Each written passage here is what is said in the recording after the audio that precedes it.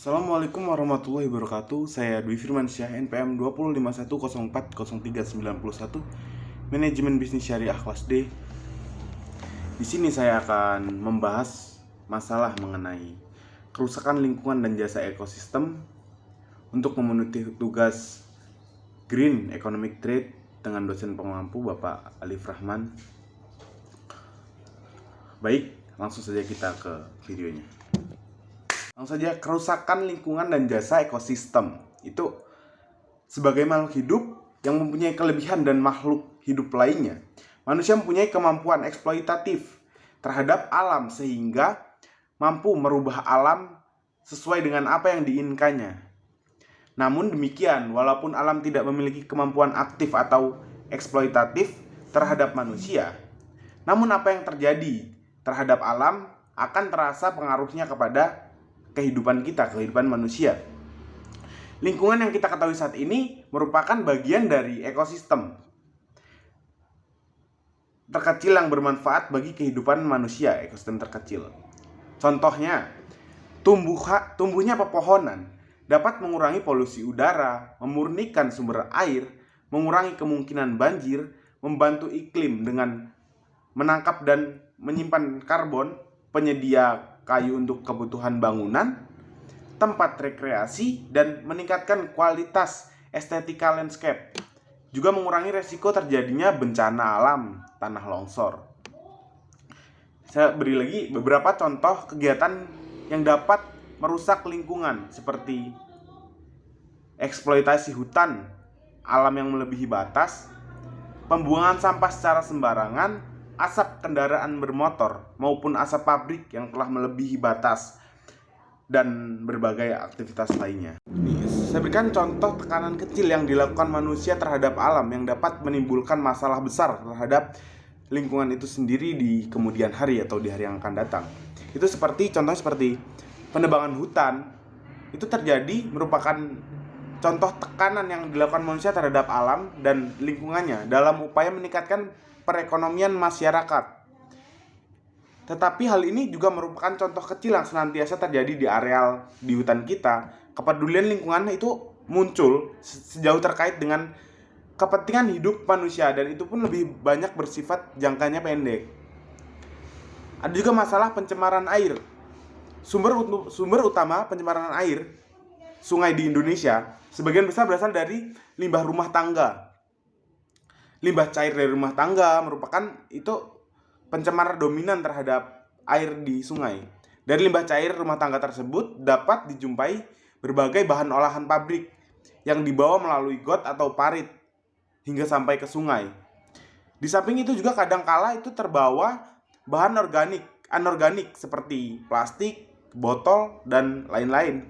Sampah-sampah tersebut yang makin lama itu semakin menumpuk sehingga aliran sungai yang dapat mengakibatkan terjadinya banjir. Nah, penebangan liar atau penggundulan hutan itu kan merupakan tindakan pengrusakan dengan cara menebang pepohonan secara liar juga berlebihan. Akibatnya kawasan hutan pun menjadi gundul dan suasananya menjadi gersang gitu. Cara mengatasinya penebangan liar yang ada melakukan penyuluhan kepada masyarakat. Itu sangat penting untuk melakukan sosialisasi kepada masyarakat bahwa membahas masalah tentang bahayanya penebangan liar yang harus dilakukan lebih gencar. Apabila kesadaran di masyarakat sudah tumbuh, maka penebangan liar ini bisa dihindari.